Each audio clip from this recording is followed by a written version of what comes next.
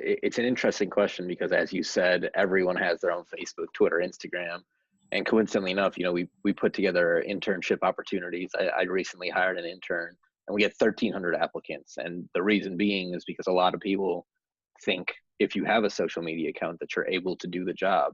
But the thing that I've realized the most is it's so much more than just social media, right? Like there's the graphic design element to it. You have to have photography skills, you have to have video editing skills, you have to have writing skills.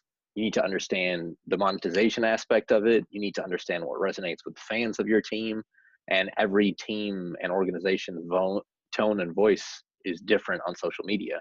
So knowing how to do those things and kind of learning on the fly when you're in the position was something that, when I first got into it compared to where I am now, was something that was super important to me. Just continuing learning Photoshop, Adobe Premiere, Adobe Lightroom, my way around a camera, and all of that. For social media managers and people who work in overseeing the social side of a brand, we're generally outside of stuff that happens on the court, on the field, etc. We're what people are looking at first to get information about the team, to engage with the team. So we're pretty much the most public facing property that doesn't have to do with the court or the field. And so that's a big responsibility. And that means that we have to engage in ways that are new continually. So that's a big challenge too, but it's one that I think makes the industry so unique. Every day is different, and you're continually learning. We're going to have a few different folks, some really talented people.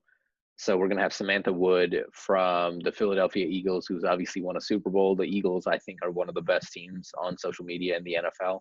And then we have from the MLB, Julian Valentine, and he is from the Colorado Rockies. They've taken also a very unique approach to the MLB. And so all three of us are going to be talking about our experiences, challenges, our thoughts about tone and voice in sports social, and taking Q&As from the audience. I'm really excited about it. It should be a good panel. I think more than anything, I would want people to understand what goes into owning and building a social voice for these NBA, NFL, and MLB teams. It goes above and beyond, we talked about it earlier, but from the outside perspective, it's probably just the thought that an intern's running an account. But there's so many nuances to what we do, and the strategies that are put in place. There's plans that we're planning out months in advance for the things you see on Twitter, Facebook, and Instagram. So just getting people to understand, one, how difficult it is to get into the industry, but how to stick out within the industry, what goes into the planning. I know these are more than one thing, but they all fit into what I want people to learn. And that's essentially the job itself is what I want people to understand when it comes to managing a social brand within sports. It's a very unique opportunity, but it also presents its own challenges.